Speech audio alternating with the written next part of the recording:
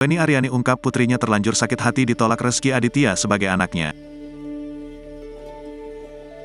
Kini meski putusan Mahkamah Agung yang intinya menyatakan Rezky Aditya ayah biologis anak dari Rezky Aditya, namun putrinya menolak. Hal itu diungkapkan Weni Aryani yang jelaskan reaksi sakit hati putrinya karena tidak diakui Rezky Aditya sebagai anaknya. Diketahui meski tak mengakui sang anak, Rezky Aditya telah resmi dinyatakan sebagai ayah biologis putri Weni Aryani oleh Ma. Dikatakan Weni Aryani, anaknya merasa demikian lantaran Rezky Aditya menolaknya sebagai anak kandung. Terlebih hingga kini Rezky Aditya pun masih belum bersedia melakukan tes DNA. Weni Aryani menyadari sakit hati yang dirasakan oleh anaknya.